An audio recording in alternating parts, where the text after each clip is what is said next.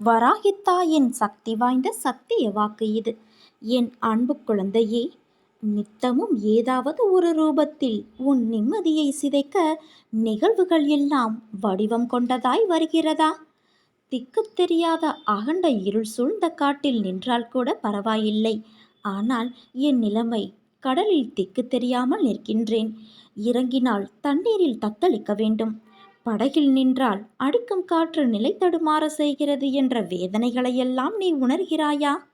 வாழ்வில் சிலர் தன் கர்மத்தின் கடன் பாக்கியை வைத்துக்கொண்டே மறுபிறவியின்றி செல்வார்கள். ஆனால் உனக்கு நான் இந்த பிறவியில் எல்லா கடனையும் அடைத்துவிட்டு என் ரூபத்தில் உன்னை பொறுத்த இத்தனையும் செய்கிறேன். தண்ணீர் கழுத்தளவு வந்தபோது கூட மனம் தளராமல் இருந்த உன்னை மூக்கில் மூச்சு முட்டும் வரை உள்ள அளவில் தண்ணீரில் பரிதவிக்க எப்படி விடுவேன்? வழியை காண்பிக்கிற உன் அன்னையான நான் எப்படி விடை தராமல் இருப்பேன்? என்னை நம்பு. மேலே சொன்ன நான் இந்த வார்த்தைகளை நம்பி பொறுமை காத்துக்கொள். எவ்வளவு பொறுமையாய் இருக்க முடியும்? போர்க்களத்தில் உள்ள கடைசி யுத்தத்தில் நிற்கின்றேன். கையில் ஆயுதம் இருந்தும் மனதளவில் நான் வலிமை இழந்து இருக்கிறேன் என்ற உன் மனக்குமுறலை நான் கேட்கிறேன். நீ அதை உணர்ந்தால் உன் கையில் உள்ள ஆயுதத்தின் பலத்தை விட கோடி மடங்கு அதிகமான பலத்தை நான் தருவேன். அதனால்தான் உன் கையில் ஆயுதம் இருந்தும் அதை பயன்படுத்த முடியாதவாறு செய்தேன். என் குழந்தையான நீ மனதளவில் துன்பத்தாலும் மன வலியாலும் வாழ்க்கையை வெறுமை கொண்டு கண்ணீரால் உறைந்து போய் நிற்கிறாய். இந்த நாள் வரை உனக்கு நான் காண்பித்த அற்புதங்கள் எல்லாம் சிறிய வடிவுகளே. இனிமேல் அடுத்தடுத்து உன் வாழ்வில் அழகிய, நிம்மதியான, மகிழ்ச்சிகரமான, வெற்றியான நிகழ்வுகள் எல்லாம் நடக்கப் போகிறது. இதை உன் மனதில் நன்றாக பதித்துக்கொள். என் வார்த்தைகள் இனிமேல் நேரடியாய் என் வாயிலிருந்து நீ கேட்பாய்.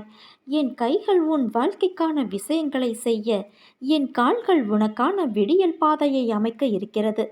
அதனால் நீ எதற்கும் பயப்படாதே, கலங்காதே. எல்லா திசைகளிலும் நான் உன்னை சூழ்ந்து நிற்கையில் நீ எதற்காக பயப்படுகிறாய்? நீ உன் அன்னையான எனது பிடியிலேயே இருக்கிறாய்.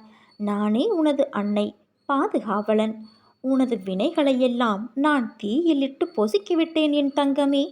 மிச்ச மீதம் என்று எல்லாம் நீ அனுபவித்து தீர்த்துவிட்ட பிறகும் உனக்கு தொடர்ந்து துன்பம் நேர நான் எப்படி அனுமதிப்பேன்? வெறும் தண்டத்திற்கா உன் அன்னையான நான் இங்கு இருக்கிறேன்?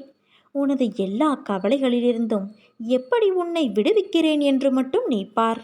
உன்னுடைய துக்க காலம் ஒளிந்து விட்டது. உற்சாகத்தோடு சுற்றி வா. இன்னும் சற்று நாட்களில் நீ பெரும் குதூகலத்தில் துள்ளி குதிக்கப் போகிறாய். நீ படும் துயரமும் அனுபவிக்கின்ற மன இறுக்கமும் அழுகின்ற அழுகையும் என்னை பாடாய்ப்படுத்தியது. இனி உன்னை நான் அதிகமாக நேசிக்கப் போகிறேன். இதுவரை உனக்கு நடந்த கெடுபலன்களை மாற்றி அமைக்கப் போகிறேன். நீ நம்பிக்கையோடு இரு, நல்லதே நடக்கும். உன் அன்னை நான் இருக்க பயம் ஏன் உனக்கு?